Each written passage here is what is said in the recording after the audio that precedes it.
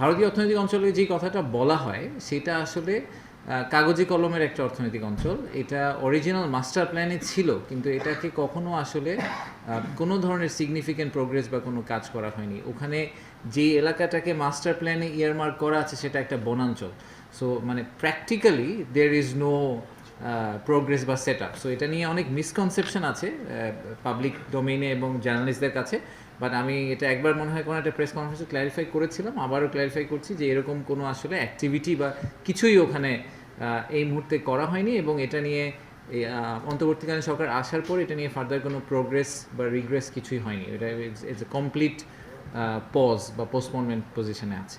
Chittagong port আসলে কিন্তু শুধু চিটাগংয়ের পোর্ট না, সমগ্র বাংলাদেশের পোর্ট। ইনফ্যাক্ট আমরা বলছি যে এন্টায়ার সাউথ এশিয়ার রিজনের একটা ইম্পর্টেন্ট পোর্ট, রাইট? যে সেভেন সিস্টার্সের কথা বলা হচ্ছে বা নেপাল ভুটানের কথা বলা হচ্ছে, সবার জন্যই এটা প্রাইমারি।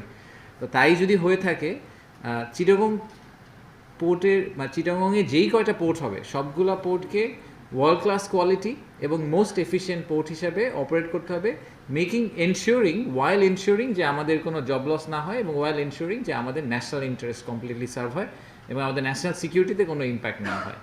তো এই এই এই থিমের উপর বেস করে আমরা যাবতীয় আসলে কথাবার্তা বিভিন্ন দেশ এবং বিভিন্ন কোম্পানির সাথে করছি।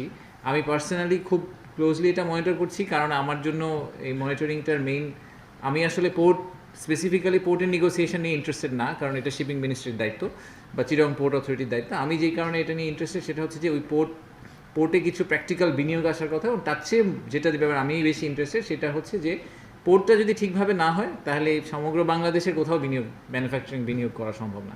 সবার একই কমপ্লেন যে বাংলাদেশের প্রোডাক্ট ডোর টু ডোর যেতে, ফ্যাক্টরি আউটডোর থেকে আমাদের যে আউটলেট, সেই ইউরোপের আউটলেট বলেন, আমেরিকান আউটলেট, যেই সময় লাগে ভিয়েতনামে এর 3/1 সময় লাগে। সো এই গ্যাপ আমরা রিডিউস করতে না পারলে হবে না।